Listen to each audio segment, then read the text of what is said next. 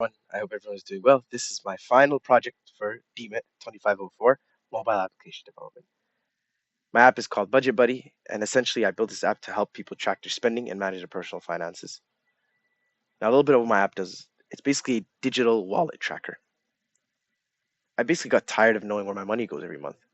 So I decided to build something that would help me and others, of course, who have trouble managing their finances, track expenses.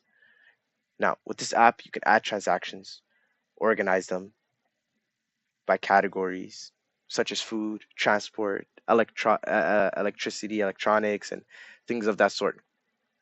Now, the main reason for this is to see your spending patterns, right? Someone might want to use this to cut down their spending or see be is curious about how much they spend every month.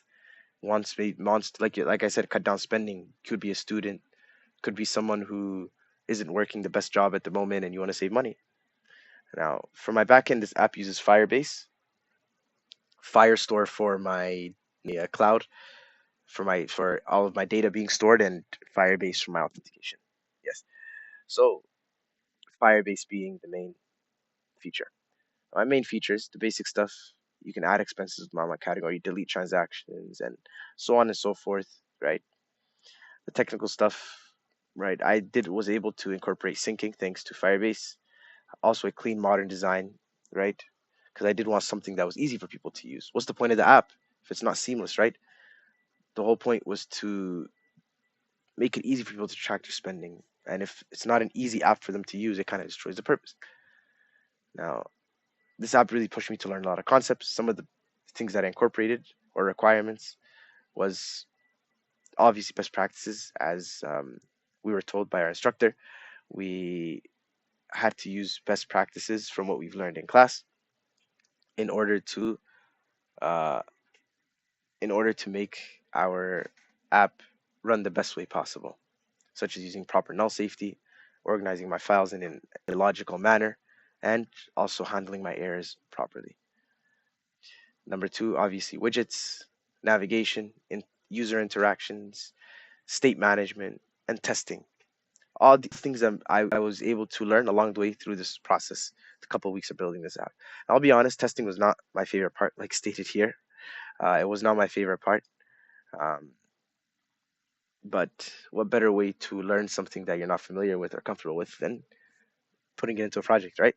So I added unit tests for my transaction model, widget tests to make sure forms work correctly, and validations for user input. I'm happy I was able to get all tests passing, but it definitely was a struggle. Extra features I chose to add were Firebase authentication, uh, cloud storage with Firestore. These two are the two main things I decided to add for my backend for extra marks. And this is my project structure. Like I said, tried to put it in a logical manner so that it was uh, easy to access and easy to run. And I just added some ways you could run my project. Some of the challenges I faced, honestly, were getting the Firebase authentication to work because there's so much you need to do to set up Firebase. Our instructor walked us through bit by bit, but even then, it's still a process, and it took longer than expected. Now, figuring out the right state management approach was tricky. Yeah, tackling the state management, I think, was the trickiest part, along with doing testing. Now, making the UI look good on different screen sizes, yeah, so making it seamless between different sizes on a phone, say you want it on a tablet and things of that sort.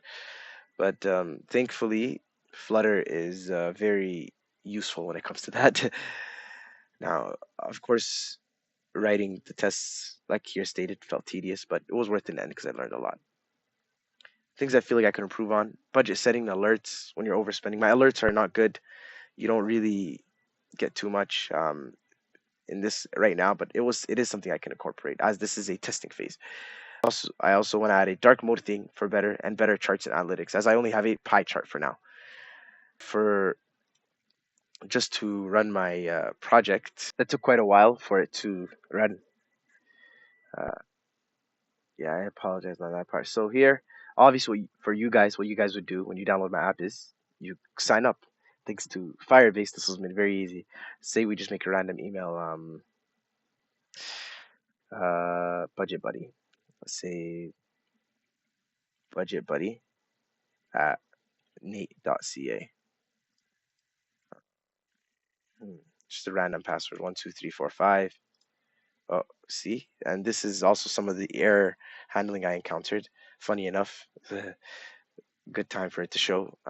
Just so you're not your password must be over 6 characters for security. Now we add one more, and voila, we have our app working. Now here our app is just loading. Sometimes it can take quite a bit of time for it to load. As for the reason, I'm not very sure, but that is something I am working on. Perfect. So here it finished loading. My app does take uh, a little bit of time to load once you sign up, so I had to skip about 15 seconds in just to show this part. So this is where your transactions will show right over here. This is where your spending breakdown is. And this here is where you would add your transaction. So we would click here, enter the amount. Say you've been spending too much on food, and one day you just went crazy, spent about $60 on food, whatever, $60. I don't know who spends that much in a day, but you save your transaction. Now here I tried to incorporate a message to show the success, but I was not able to do that. But that is something I'm currently working on. You would go back, and here's your food. Again, say you spent too much money, so you spent about $200 on entertainment. You went out to the movies too many times this past month. You go back, boom. You are also able to edit, such as you are able to delete it. You are able to edit your transaction here. Let's say we want to change our food amount to 800. That is a lot of money. Let's say $45. You spent less than you actually thought. You go back, there you go, $45. And here you have the pie chart that takes care of the amounts. Let's put in here, say you spent about $4 on something random. Save it. Here you have it showing. It's taking this much of the pie chart. This is how much you've roughly spent. Now, this is what I have incorporated so far. If you also want to log out, you are able to log out. Now, this is what I've been able to get out of the project so far. I appreciate everybody for taking the time to look at my project, and I hope to see you guys after this semester. Thank you guys for staying tuned.